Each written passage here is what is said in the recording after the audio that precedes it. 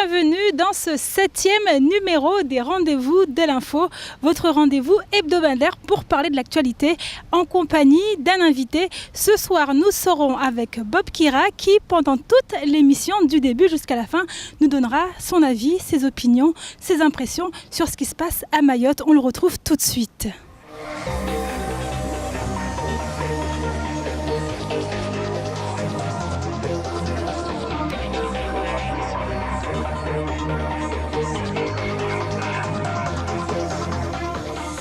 Je viens de retrouver notre invité, il s'agit de Bob Kira, chanteur, animateur de tourisme local. Bob, bonjour. Bonjour. Vous nous avez amené sur ce site, vous pouvez nous expliquer pourquoi et surtout nous dire où nous sommes? Nous sommes au côté Mahabou, en face de la rocade.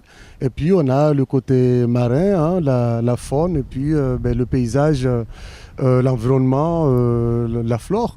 Donc c'est ce qui est joli. Ce qui est joli. C'est ce qui représente Mayotte, l'identité mahoraise. D'accord, tout à fait. Donc Bob, vous savez pourquoi nous sommes là? Pas que pour profiter de la vue, bien évidemment. Non. Vous savez pas? Pas plus précisément, oui. Alors on va parler d'actualité. Plus précisément celle de cette semaine, donc ce qui s'est passé durant toute la semaine à Mayotte, notamment avec ce nouveau comité qui a été créé par les habitants de Mtsapéré, un comité de patrouille nocturne. Donc je vous laisse regarder les précisions d'Abi Saïda Dinani et d'Abbas Alidi. La riposte populaire s'organise notamment du côté de la MJC de Mtsapéré, où les habitants de Mamoudou 2 se sont réunis hier. L'ordre du jour était simple avec une question posée.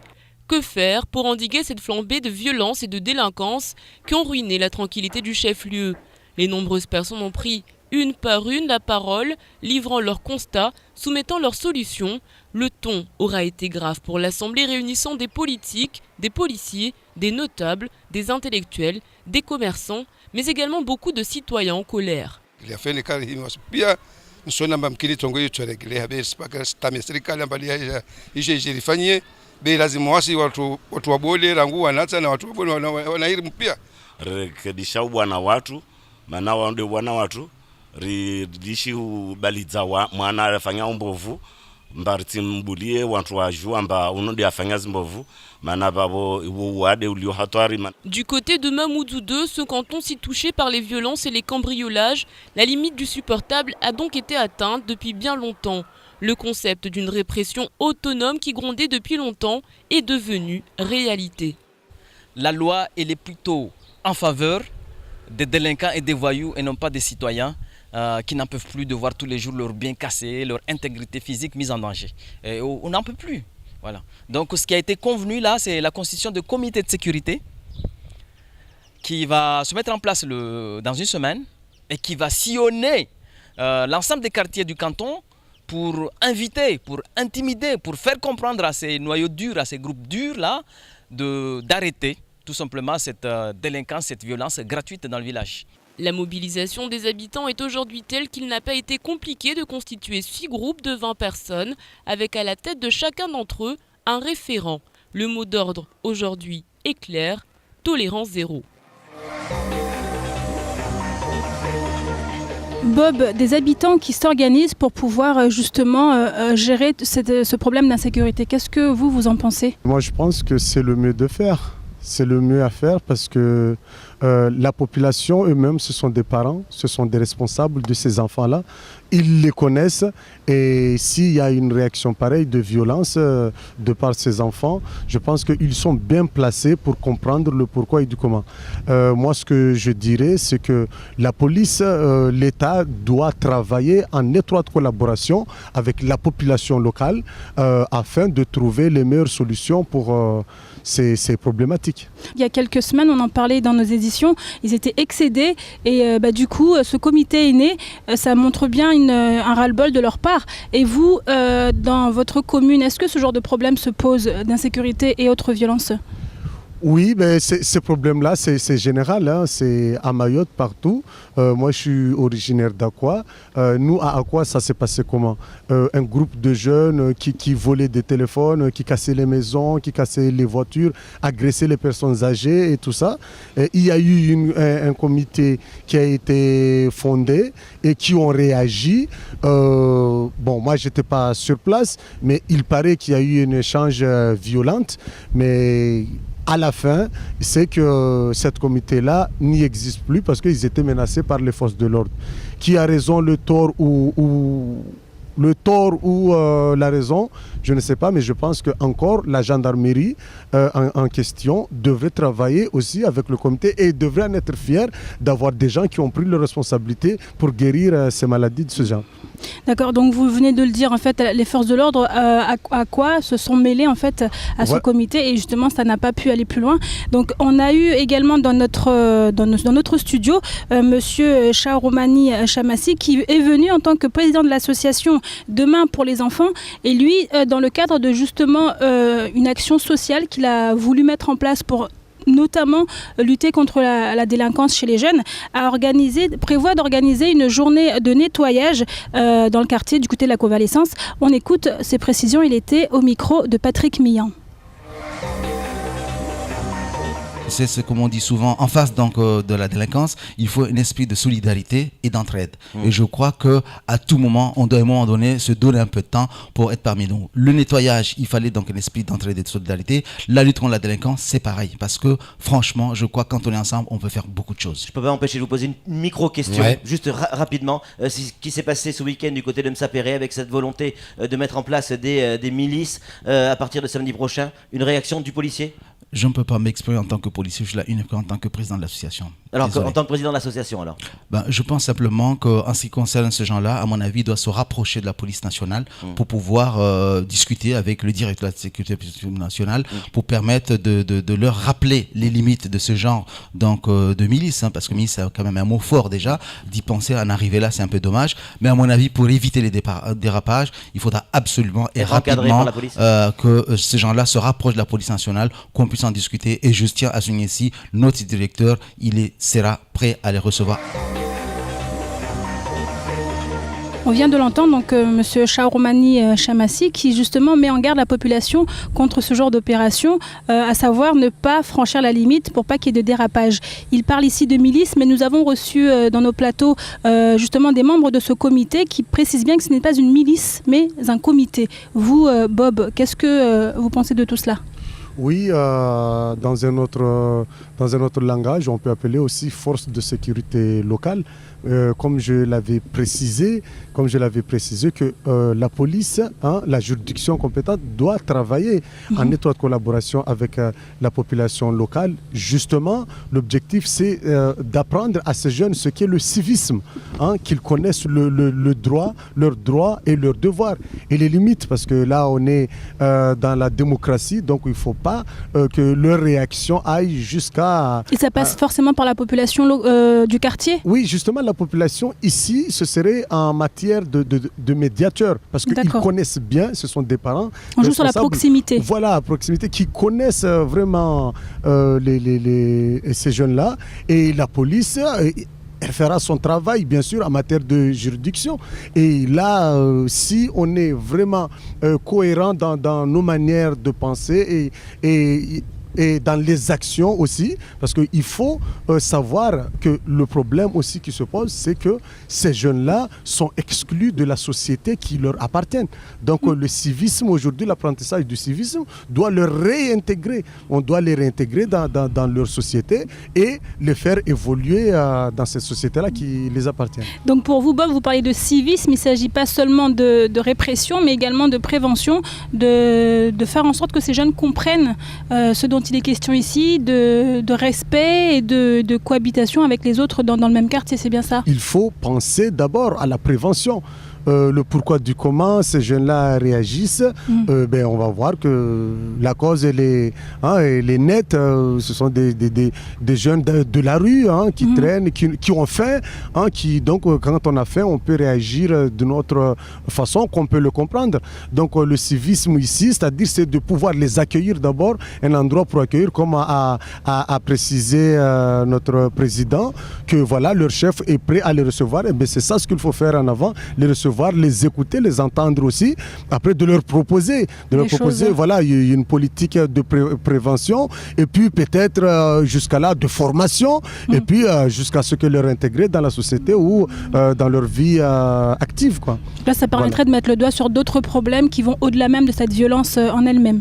Bob, vous avez suivi l'actualité ces derniers temps, je suppose, ça ne vous a pas échappé, ces violences qui ont eu lieu entre Kaweni et Majicavo, des jeunes de ces deux villages qui se sont affrontés suite à un match de foot. Et suite à cela, des familles ont tout perdu. Des familles sinistrées qui ont été relogées au gymnase de Cavani, mais des familles qui ont dû partir puisque le gymnase doit être affecté à d'autres activités, notamment accueillir des enfants dans le cadre d'activités scolaires et sportives. On regarde ce reportage de Shakila Issouf et de Fred Soulaïmana. Sur place, depuis vendredi, l'association des jeunes talents de Mayotte se relaie pour accompagner les familles en collaboration avec la mairie. Plusieurs d'autres associations s'organisent pour venir en aide aux familles sinistrées de Majicavo et Kaweni. Ils partent du gymnase samedi soir, il est 19h. Le bus fera 2 voyages pour ramener 44 personnes à Kaweni. Depuis lundi que nous sommes ici, on nous a bien accueillis et nourris. Et hier, on nous apprend qu'il faut que nous quittions les lieux, car cette salle de sport doit accueillir des élèves. Depuis le début, c'est l'association Agité qui s'intéresse à nous et qui nous aide. Dimanche, en compagnie du propriétaire du terrain, un tractopelle déblaye le terrain pour pouvoir, avec de nouveaux matériels en tôle, reconstruire les bangas. Soulagées et apaisées de retourner à Kaweni, les familles, grâce à l'entraide, arrivent à se restaurer et à s'organiser pour la reconstruction de leur maison. Je suis très en colère pour ce qui est arrivé. Et quant à M. le maire, nous ne l'avons pas aperçu depuis le début des événements. Et même lorsqu'on nous a accueillis au gymnase, il n'est même pas passé une seule fois nous voir. Il nous a complètement abandonnés. Plusieurs appels aux dons ont été lancés mercredi à l'école élémentaire de T6 à Kaweni. Les familles sont appelées à venir récupérer du matériel scolaire pour leurs enfants, ainsi grâce aux démarches de la directrice de l'école qui depuis le week-end est venue à la rencontre des familles, qui a récolté tout ce qu'elle pouvait. D'autres associations malgaches ainsi que l'église Notre-Dame de Fatma se sont mobilisées pour venir en aide aux familles des 2 villages victimes des violences. Dans 6 jours, les fonds récoltés leur seront distribués.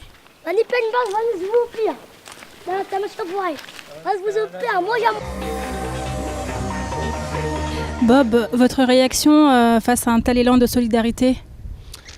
Eh bien oui, quand dans les difficultés ou dans les catastrophes de ce genre, parce que ça on peut appeler catastrophe, il naît toujours de la solidarité. Mais quel genre de solidarité on doit assister aujourd'hui? Parce qu'il y a la solidarité active où l'État assiste à la population locale. Je pense que ça existait depuis très longtemps. Mais aujourd'hui, il faut une solidarité participative. C'est-à-dire qu'on ne va pas que mettre les moyens, donner l'argent aux gens à consommer, mais plutôt de leur donner les moyens financiers pour que ce développement, le développement de la population, le développement des infrastructures puisse aller par eux-mêmes. C'est-à-dire qu'on peut dire Mayotte ne va pas se développer sans les Maoris. Donc il faut les accompagner dans l'apprentissage, dans la formation, il faut des structures, il faut des activités. Là aussi, je pense que ça nous incitera à la création de l'emploi et c'est ce que attendent tous ces jeunes-là, d'avoir juste leur dignité, c'est-à-dire vivre pleinement, humainement. Oui, parce qu'on voit là ici, ces familles ont pu compter sur des associations, sur des habitants qui sont venus porter main forte et également mettre la main à la poche. Donc c'est plutôt une bonne chose. Ben oui, c'est toujours entre nous, dans le cas de difficultés, vous voyez, on n'a pas pensé qu'après un carton jaune ou un carton rouge, on ne va pas en finir jusqu'à brûler les maisons. Mais là, tout de suite, l'homme a pris conscience et on doit revenir sur nos pas. On est avant tout des humains, on doit réfléchir d'une manière intelligente, mais pas réagir. Réagir pour rectifier le tir, en fait. Voilà. Et donc, tout de suite, on a fini par créer. Mais ça encore, l'État doit les accompagner parce que, comme par exemple, les mettre dans le gymnase et puis les expulser le deuxième jour, à Mayotte, ils devraient quand même y penser d'avoir des structures d'accueil. Voilà, pour ce genre de catastrophe. Pour éviter que ces familles se retrouvent... Voilà, parce que s'ils se retrouvent dans la rue encore, ça c'est un autre problème aussi. Parce que là, il y a les enfants qui sont délinquants, mais il y a aussi les parents, donc ça concerne toute la population. Il faut des structures. Voilà. Autre sujet d'actualité, Bob, les rythmes scolaires. Encore et encore, j'ai envie de dire, les parents n'en peuvent plus, ils savent plus à quel sein se vouer. Et justement, une rencontre a eu lieu mercredi entre les parents d'élèves, le vice-rectorat, la préfecture, pour justement venir à bout de toutes leurs questions. On regarde ce reportage de notre rédaction. Ils sont une dizaine de parents d'élèves venus de Timkoura, de Boueni, de Bandélé et de Kanikeli. Ils défilent joyeusement dans les rues de Mamoudzou, un cortège qui se veut annonciateur de ce qui se prépare demain. Car c'est mercredi que les parents d'élèves veulent être reçus au vice-rectorat. Trop de confusion selon eux concernant cette réforme de rythme scolaire entre la réalité, ce que leur dit leur mère respective et les propos qu'ils entendent dans les médias.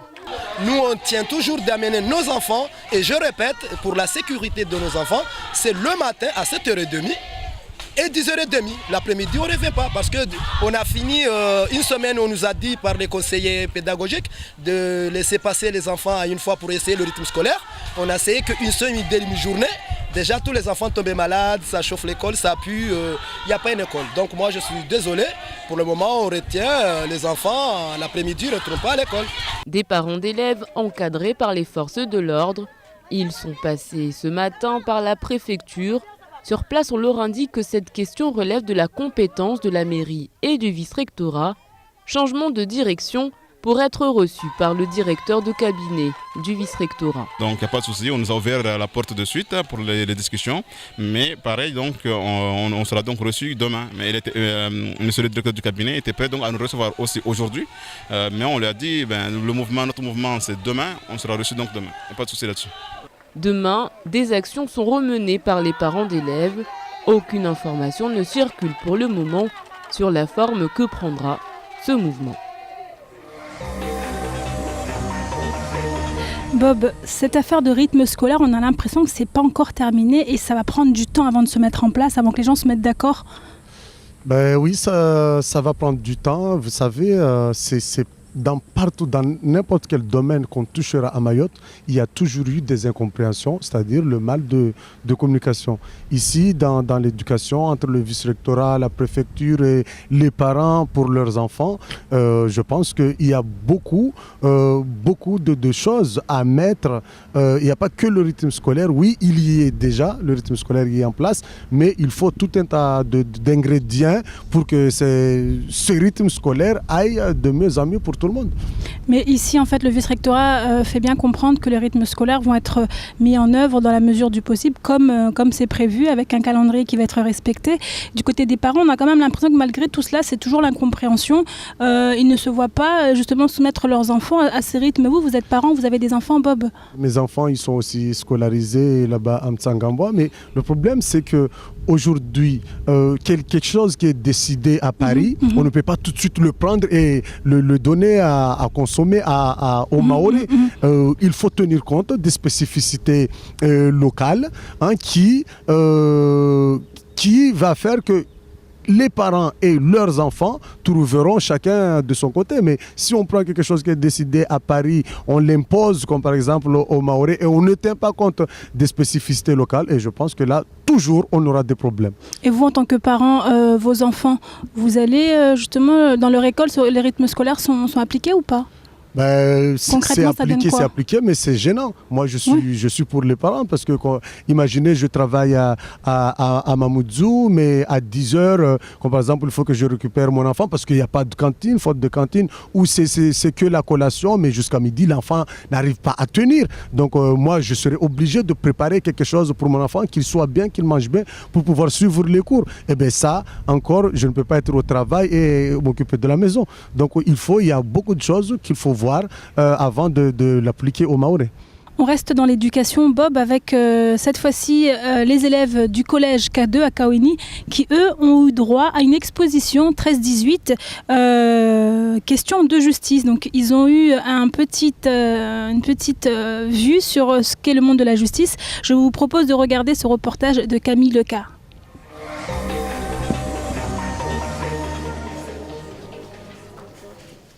10 panneaux pour découvrir le système judiciaire. C'est un parcours interactif que propose l'exposition 13-18, questions de justice. Objectif principal, mieux sensibiliser les collégiens à leurs droits et à leurs devoirs, tout en soulignant le rôle de la justice dans la société. Et ce, au-delà de ces simples sanctions. L'accueil de cette exposition, qui tourne dans tous les départements de France, a été étudié en amont par l'équipe pédagogique du collège Kaweni 2. Sur un collège, il y a 4 classes d'âge, voire plus, étant donné que les élèves n'ont pas tous le même cursus. Donc les thématiques ne sont pas les mêmes pour un élève de 6e ou pour un élève de 3e. Et puis on a aussi l'évolution des technologies qui viennent aussi se greffer là-dessus. Donc on est obligé de tenir compte de tout ça et après réflexion des équipes, on définit les thématiques qui seront le fil conducteur de l'exposition pour chaque niveau d'études. Parmi les thématiques, on retrouve les jeunes et la loi pour les classes de 6e, les réseaux sociaux pour les 4e et encore le devenir et la sécurité comme aujourd'hui pour cette classe de 3e. Les élèves ont même pu échanger avec un officier de police nationale, l'occasion pour eux de poser des questions qui alimentent leur quotidien.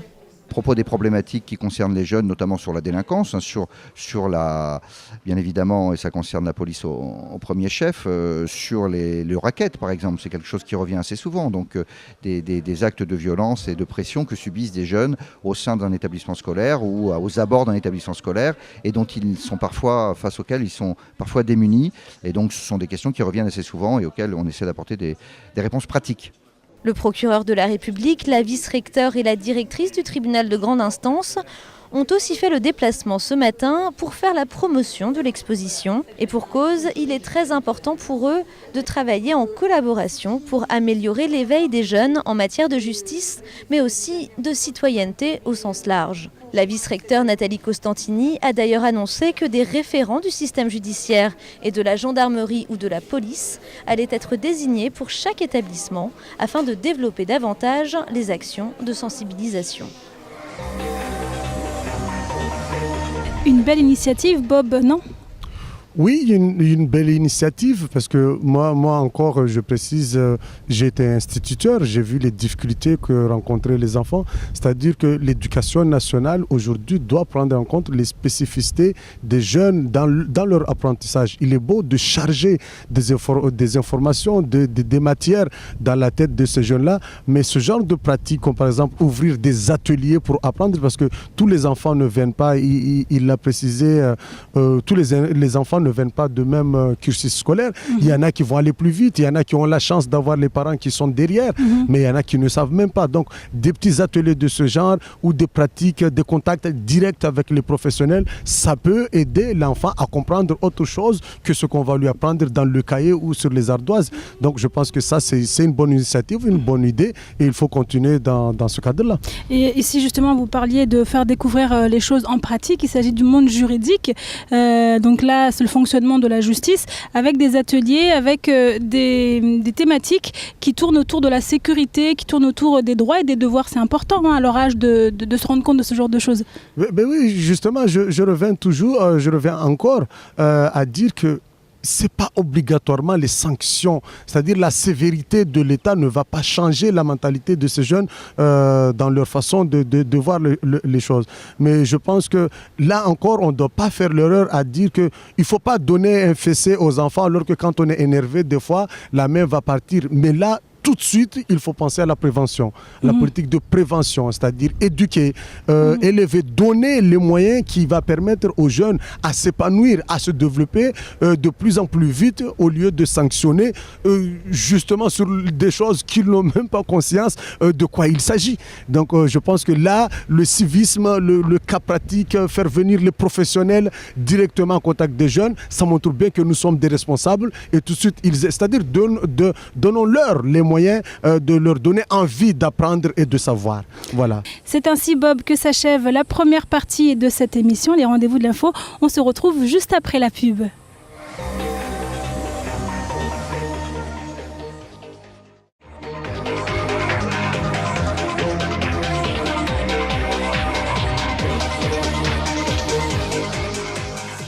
Nous sommes de retour dans les rendez-vous de l'info avec moi, notre invité Bob Kira. Bob, ça va ? Ça va, toujours, je suis là, toujours prêt. On est sur ce site magnifique et donc derrière vous, la barge et le comité du tourisme et derrière moi, la Pointe Mahabou. On continue à parler d'actualité avec cette grève des pharmaciens qui s'est tenue le 30 septembre, des pharmaciens qui ont suivi ce mouvement lancé au niveau national. On regarde ce reportage de Shakila Issouf et de Fred Souleymana. L'ensemble des pharmaciens protestent contre le projet de loi porté du gouvernement qui vise à autoriser la vente des médicaments dans les grandes surfaces et à ouvrir le capital des officines à des investisseurs extérieurs à la profession. Et vous, qu'est-ce que vous en pensez? Les réactions ne se sont pas fait attendre et la population se sent encore une fois prise en otage.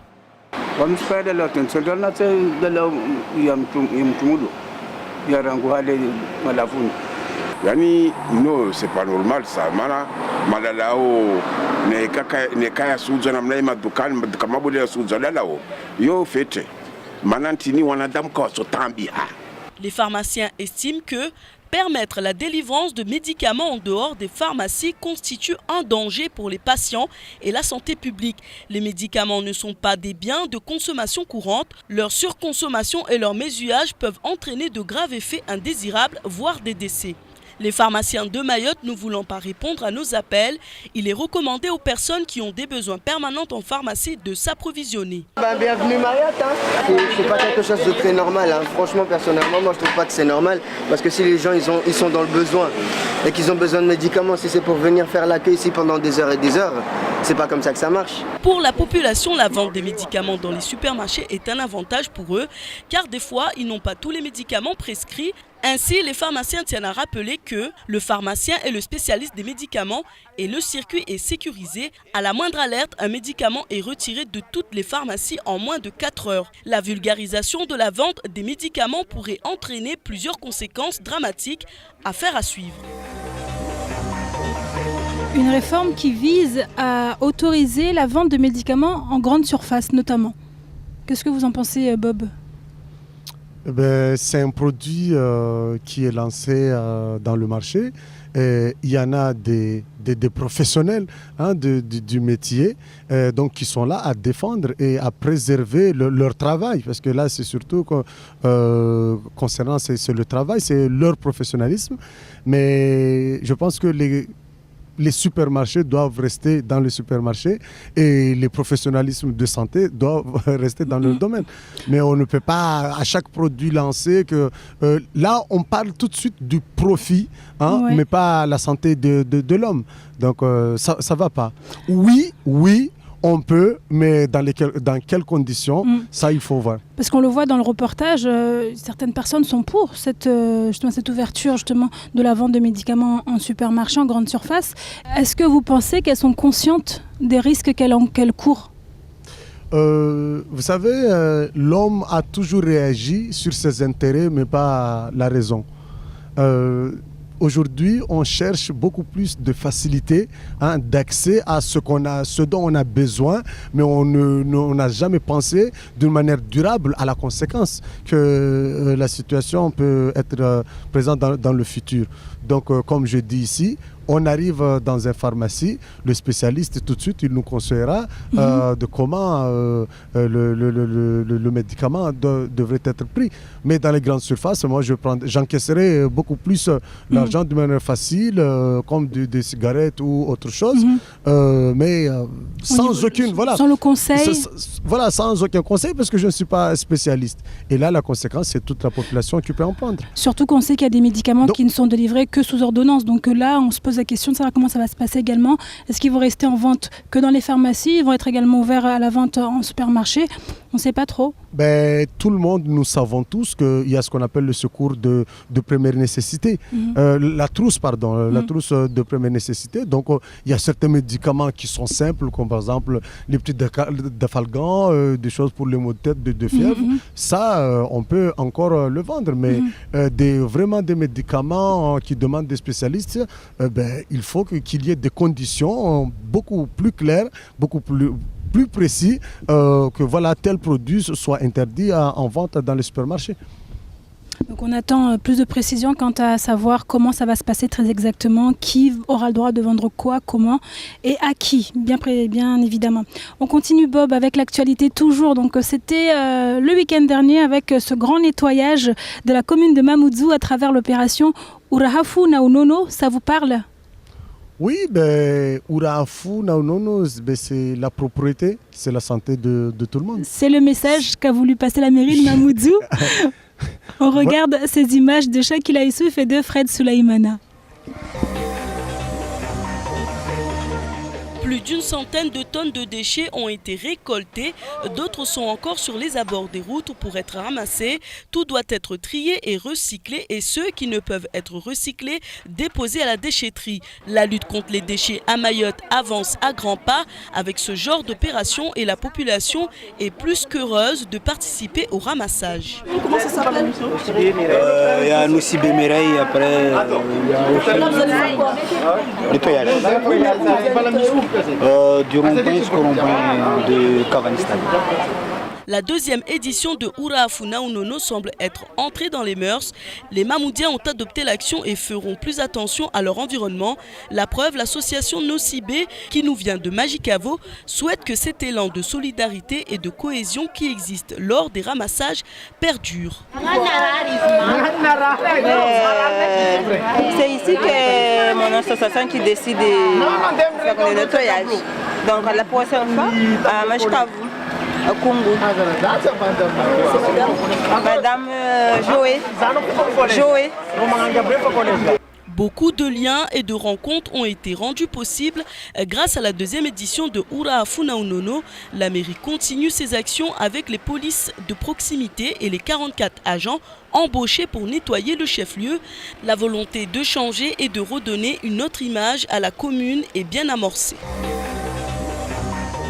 Une deuxième édition qui a connu un grand succès, Bob, dans la commune de Mamoudzou.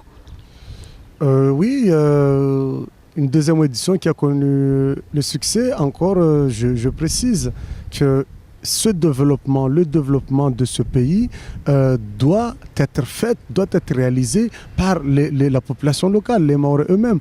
Donc, la première édition s'est passée, mais tout de suite, ils ont compris que le message, si nous voulons être bien, il faut nettoyer.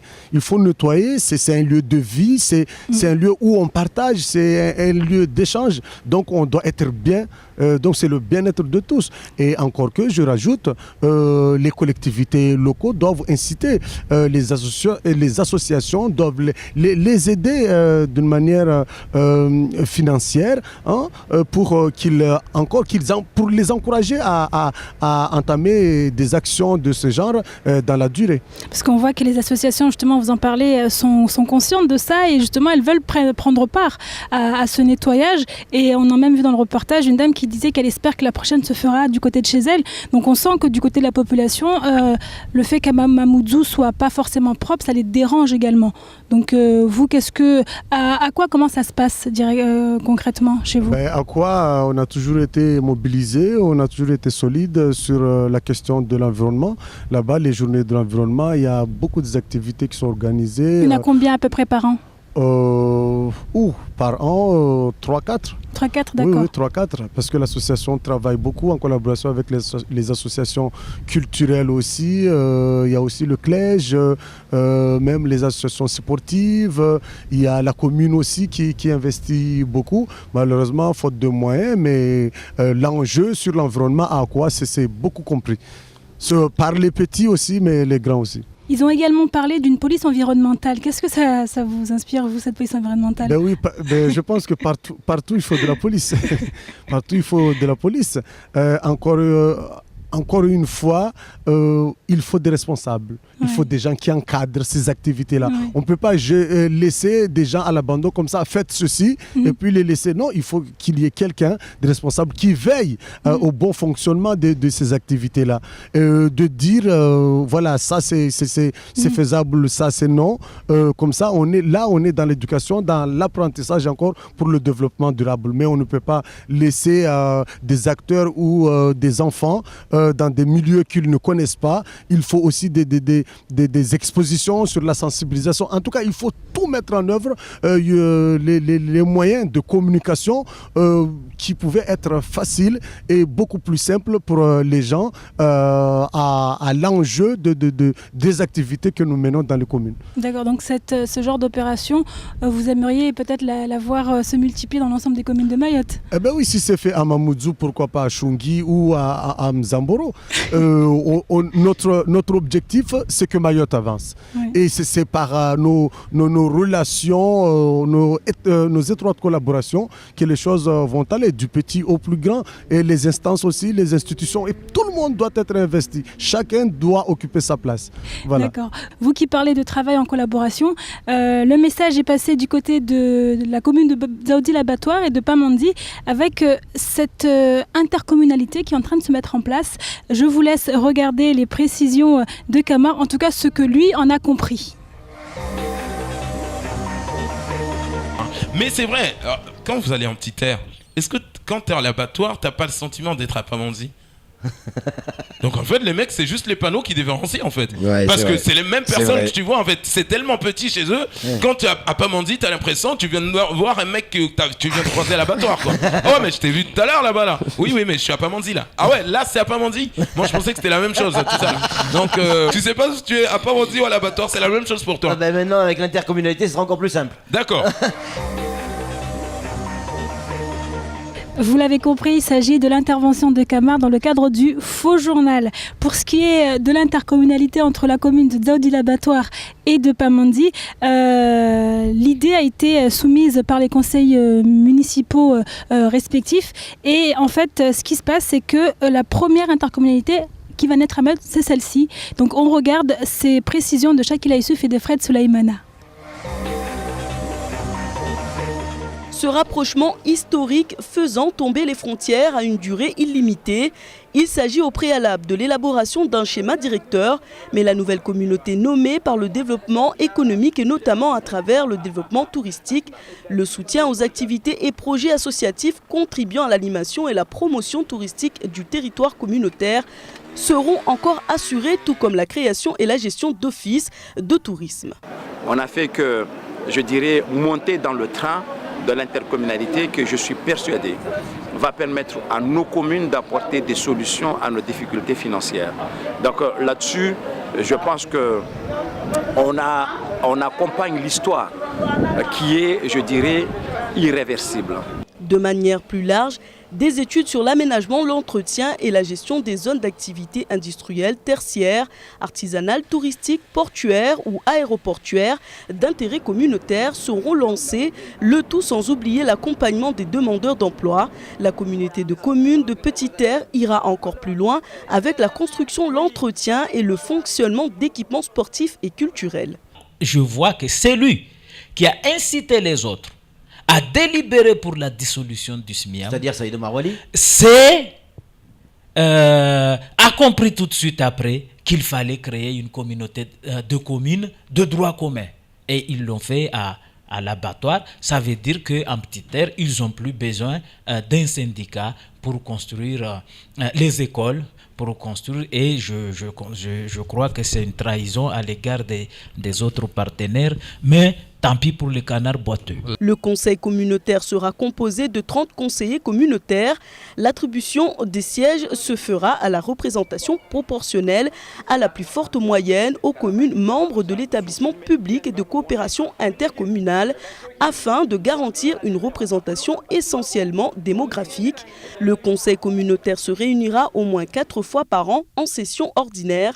Il pourra se réunir en session extraordinaire, soit à la demande du président, soit à la demande de la majorité de ses membres. La première intercommunalité à Mayotte, Bob, votre réaction? C'est quelque chose de bien.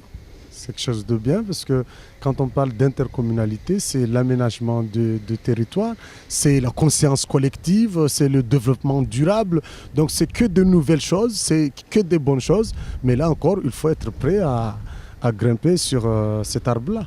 Donc en fait, on voit ici, on va dire, une coopération entre la commune de Dzaoudi, l'abattoir, et de Pamandzi sur plusieurs secteurs d'activité, plusieurs domaines. Et on voit que justement cette collaboration ne plaît pas forcément à tout le monde, on l'a vu dans le reportage. Est-ce que ça a lieu d'être, ce genre de réaction pour vous? On n'attend pas que ça plaise aux autres, du moment que ça a de l'intérêt collectif, c'est ça ce qu'on attend.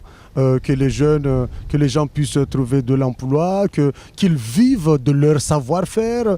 Là, sur l'intercommunalité, on va assister directement sur l'économie, le développement économique de proximité, d'où les savoir-faire vont être de rémunération juste et durable. Donc c'est le bien-être de tous. Chacun va trouver son compte, mais si d'autres qui ne sont pas contents, s'il peut faire mieux, qu'il nous en propose autre chose.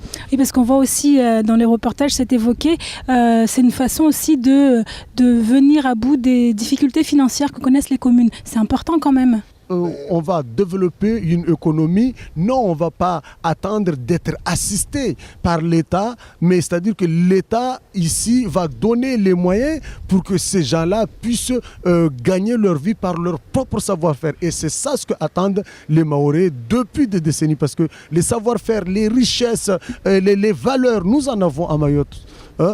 Donc aujourd'hui, si on va mettre ça en avant, je pense que c'est ce qu'il y a de fabuleux. Mutualiser les moyens pour pouvoir arriver à de meilleurs résultats, bien en gros. Bien Donc on reste en petite air, et cette fois je m'adresse aux professionnels du tourisme que vous êtes. Merci. Donc là, vous savez que le salon du tourisme s'est tenu ce week-end, le 3e salon du tourisme, avec comme thématique venez dormir chez moi. Donc là, on met en avant tout ce qui est lieu d'hébergement. Nous, on est parti du côté de Petite-Terre à la pension Faïda.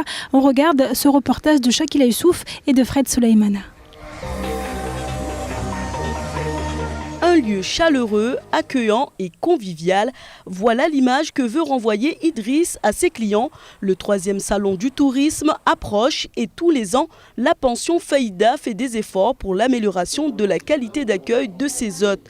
Passionné par les rencontres et la découverte de l'autre, ce jeune responsable de maison d'hôtes veut rester dans la modernité sans pour autant perdre les valeurs de l'accueil à la mahoraise. Les clients qui viennent ici aspirent à être un endroit où ils sont bien accueillis. Donc ces valeurs d'accueil que nous avons à Mayotte, nous les mettons en valeur. De respect qui font partie de la culture musulmane. Il ne faut pas oublier que pour tout musulman, il faut accueillir, qu'on soit musulman ou pas, les gens avec respect, bonté, générosité. Donc nous essayons de lier cette activité commerciale, nous vendons des services, avec des valeurs qui sont humaines, et c'est absolument pas contradictoire, au contraire. Située à 400 mètres de l'aéroport, la pension Faïda existe depuis 5 ans. Le salon du tourisme est l'occasion de montrer les possibilités de ce que peut offrir Mayotte aux visiteurs ainsi qu'aux Mahorais. Des touristes qui, à l'heure de l'atterrissage, pourront se détendre dans leur chambre et se rendre au lac de Diani, à la plage de Moya ou celle du Faré. Passer un petit week-end pour visiter les richesses que nous avons en Petite-Terre, le lac de Diani, la pente des tortues, le survol en ULM de l'île que nous avons à l'aéroport. Voilà.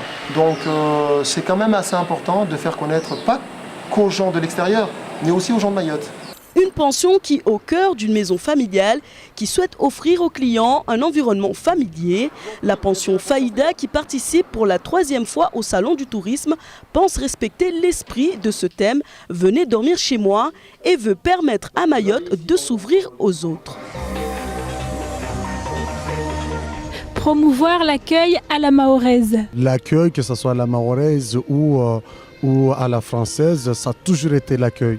Mais qu'est-ce qu'il y a dans cet accueil? Exactement. Comment je vais accueillir? Quelles sont les sauces, les ingrédients qui va faire de chez moi, qui va distinguer de chez moi et de chez les autres. C'est ça les compétitions de l'accueil chez soi. Qu'est-ce que vous pensez justement de l'accueil à Mayotte pour les touristes qui viennent de l'extérieur, même pour les touristes locaux? Avant tout, dans l'accueil, il faut pouvoir accueillir quelqu'un et pouvoir l'offrir quelque chose. Comme quoi? Ici, comme par exemple, est-ce que les services correspondent aux attentes des touristes? C'est-à-dire qu'un touriste qui vient de l'Europe, un Européen qui vient à Mayotte, c'est sûr qu'il voudra découvrir l'autochtone, c'est-à-dire l'authenticité, le local, le maoré. L'identité de Mayotte, c'est quoi? Est-ce que les Maorés sont capables de montrer ça? Pour l'instant, je ne sais pas. On voit qu'il y a une volonté dans ce reportage. Voilà, il y a une volonté, encore que, est-ce que les exigences du tourisme à Mayotte correspondent vraiment à les législations françaises? Parce que sachez que les visiteurs qui viennent chez des gens, ils ont déjà des connaissances sur telle chose. Aujourd'hui, l'aménagement, comme par exemple des hébergements touristiques, comme par exemple le chambre d'hôtes, quelle identité, quelle marque on va donner pour qu'on puisse dire « Ah, j'ai été à Mayotte », c'est ça. Parce que si on vient au fond de Mamoudzou, comme par exemple on va au Caribou, ou si on va dans la forêt de Coconi, là tout de suite il faut pouvoir différencier cette offre de tourisme. Est-ce que le tourisme naturel, c'est le tourisme urbain, c'est le tourisme... Quel tourisme? Qu'on fasse différentes catégories, que les gens sachent exactement, moi je préfère telle sorte de tourisme, moi plus dans ce sens-là, qu'ils puissent justement avoir un regard beaucoup plus éclairé, vous dites?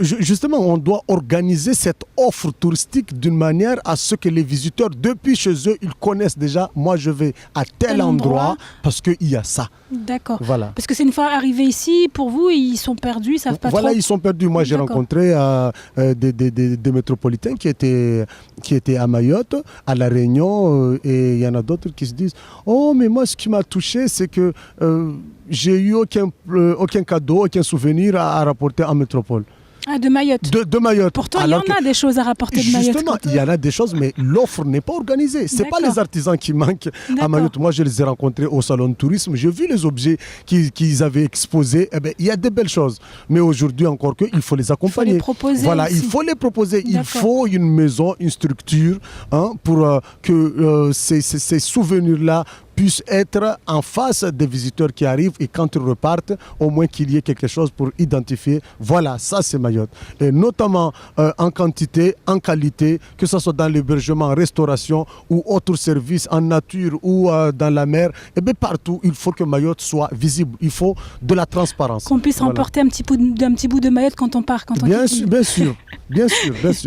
Bob, merci pour ces précisions. Moi, je reviens maintenant que j'ai eu affaire aux professionnels du tourisme. J'aimerais parler au chanteur, à l'artiste.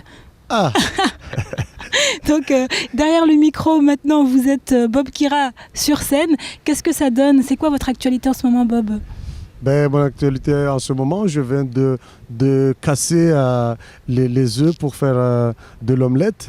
Le 27 septembre, avec le grand latéral à Mtsangamba, une soirée bien réussie. Pour la première des artistes maorais qui ont fait entrer des publics à un prix de 10 €. Il n'y a pas que les Malgaches. Moi, j'avais compris que les Maorais ne s'aimaient pas. Mais non. Les Maorais, ils sont durs à comprendre, mais si on les attire, si on leur donne les moyens, si on les apprend, ils apprennent vite. Et là, j'ai vu tout de suite des Maorais qui ont répondu à des soirées à 10 €. Et je pense que ce qui est bien pour nous ici, ce serait d'avoir une salle de spectacle pour que les Maorais puissent assister à des soirées de 50 €. Ils en sont capables. Et là, quel a été votre argument ou vos arguments pour attirer les Maorais à ce concert de 10 € comme vous dites? Ce serait le produit de démarquage message. Qui est l'artiste derrière? Qui nous appelle? Pourquoi ils vont venir? Eh bien, ce serait la production. Ce serait de la bonne musique, c'est-à-dire un artiste qui travaille. Latéral, il a son public aussi. Mais voilà, Latéral, il a son public parce que c'est son style de musique. Bob Kira, il a son public parce que c'est son style de musique. Mais aujourd'hui, je pense que nous, les artistes, ce qui nous manque, c'est les structures, voilà, de travail. Donc les artistes mahorais sont vendeurs, en fait, c'est vendeur la musique mahoraise. Oui, les artistes mahorais sont vendeurs, mais il faut encore de l'accompagnement, il faut du professionnalisme, il faut qu'on s'ouvre vers l'extérieur pour pouvoir vendre nos musiques à l'extérieur. Merci Bob pour toutes ces précisions et n'hésitez pas à revenir vers nous. Merci à Cozy surtout pour ces éclaircissements de l'actualité. Merci. C'est donc ici que s'achève ce 7e numéro des Rendez-vous de l'info. Je vous donne rendez-vous demain pour de nouvelles informations. Bonne soirée sur KTV.